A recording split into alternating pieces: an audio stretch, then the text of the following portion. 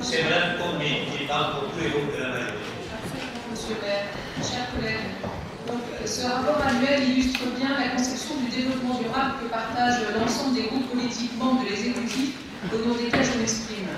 Celle d'un développement durable qui est pragmatique, qui est dans le concret et qui nous permet de construire la ville de demain. Une ville agréable à vivre, conviviale, offrant 38 mètres carrés de nature par habitant, en intégrant l'ensemble de la trame verte et bleue comme le font la majorité des grandes collectivités européennes.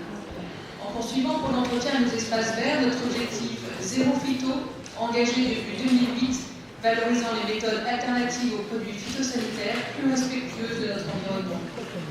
Une ville investie dans une démarche de sobriété, de consommation de carburant, d'eau, d'électricité et de chauffage ont continué à diminuer grâce aux rénovations énergétiques et aux investissements réalisés sur l'éclairage public.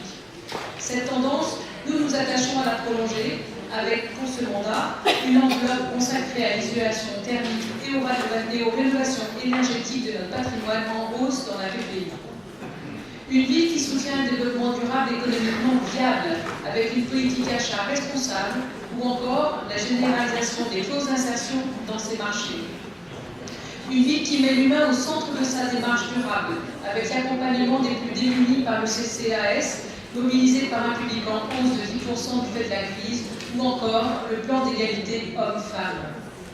Une ville qui s'investit dans la sensibilisation et la mobilisation de ses habitants, à travers la mise en place de projets d'éducation au développement durable dans nos écoles, l'animation des instances participatives dans nos quartiers, le développement des jardins partagés, parce que les changements d'habitude sont essentiels pour réussir la transition énergétique.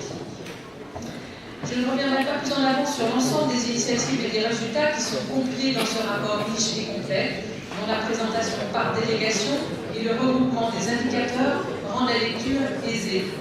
À travers ce rapide tour d'horizon, ce qu'il faut retenir, c'est que les enjeux du développement durable irriguent l'ensemble de nos délégations, l'intégralité des actions concrètes que nous menons. Notre développement durable, ce n'est pas celui de l'incantation, c'est celui de l'action. Et je veux ici rendre hommage à l'ensemble de nos agents qui, dans toutes les directions, au quotidien, mettent en œuvre ces engagements grâce à un travail considérable.